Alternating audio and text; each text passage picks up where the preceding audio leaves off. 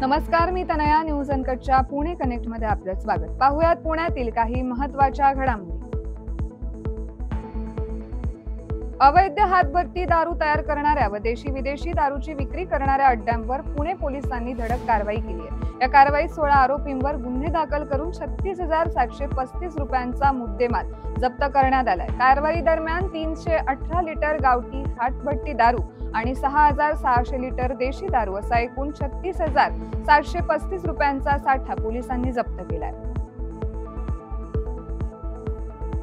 वालचंद नगर परिसरात दहशत माजवणारा गुंड राजू भाळे यांच्यासह 13 जणांविरुद्ध महाराष्ट्र संघटित गुन्हेगारी नियंत्रण कायद्यान्वये कारवाई करण्याचे आदेश कोल्हापूर परिक्षेत्राचे विशेष पोलीस महानिरीक्षक सुनील फुलारी यांनी दिले.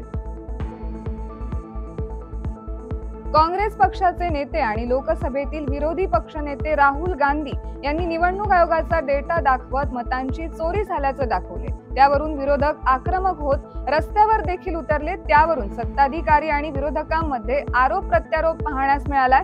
त्या सर्व घडामोडी दरम्यान ज्येष्ठ समाजसेवक अण्णा हजारे यांना लक्ष्य करणारे फ्लेक्स पुण्यातील पाषाण येथील रस्त्यावर लावण्यात आले. सोनसाखळी हिसकावणाऱ्या टोळीला पिंपरी चिंचवड गुन्हे शाखा युनिट 3च्या पथकानं बेड्या ठोकल्या.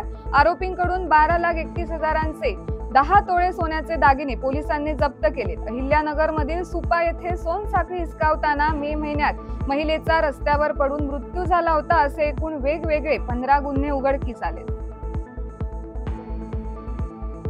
पुनीत बालन समूह आयोजित डीजे मुक्त दहीहंडीला पुणेकरांचा उत्स्फूर्त प्रतिसाद मिळाला. पारंपरिक वाद्यांच्या गजरात आणि संस्कृतीला शोभेल अशा वातावरणात दुपारी 3:30 वाजल्यापासून रात्री 10 वाजेपर्यंत पुणेकरांनी या दहीहंडीचा आनंद घेतलाय. या दहीहंडी उत्सवात ऑपरेशन सिंदूर आणि सैन्य दलाला महिला गोविंदा पथकानं सलामी दिली आहे. राधाकृष्ण गोविंद पथकानं तब्बल 7 थर रचून दहीहंडी फोडत उपस्थितांच्या टाळ्यांचा गजर मिळवलाय. पुण्यातील लक्ष्मी रोड येथील समाधान चौकात दहीहंडी उत्सवासाठी प्रचंड गर्दी झाली असून उत्सवासाठी भाविकांचा महासागर लोटला होता. हंडी तोडण्यास उशीर झाल्यामुळे चेंगराचेंगरीसारखी परिस्थिती निर्माण झाल्यानं तणावपूर्ण वातावरण निर्माण झालं होतं.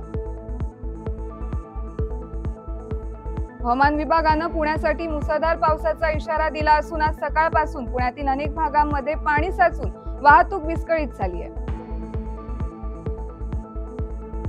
खराडी पार्टी प्रकरणात राष्ट्रवादी काँग्रेसचे शरद पवार गटाचे नेते एकनाथ खडसे यांचा जावई डॉक्टर प्रांजल खेवलकर यांच्या विरुद्ध सायबर पोलीस ठाण्यात शुक्रवारी आणखी एक गुन्हा दाखल करण्यात आला.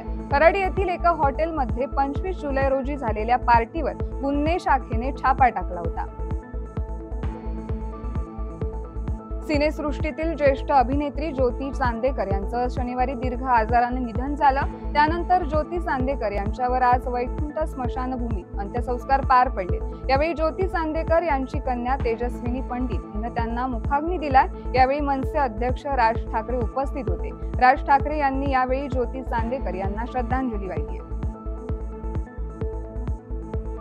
कात्रज कोंढवा रस्ता आणि कॅम्प येथील इस्कॉन मंदिरात श्रीकृष्ण जन्माष्टमी मोठ्या उत्साहात साजरी झाली आहे. हरे रामा हरे कृष्णा राधे कृष्ण गोपाल कृष्णच्या जयघोषात हजारो भाविकांनी भगवान श्रीकृष्णाला अभिषेक केला. तब्बल 3 लाख भाविकांनी राधाकृष्णाचं दर्शन घेतलंय. अभिषेकाच्या ठिकाणी वृंदावनातील नंदगाव येथील विविध मंदिरांचा आकर्षक देखावा तयार करण्यात आला होता. या बातमीसह वेळ झाली आहे पुणे कनेक्ट मध्ये. इथेच थांबायची. तोपर्यंत पाहत राहा न्यूज अनकट.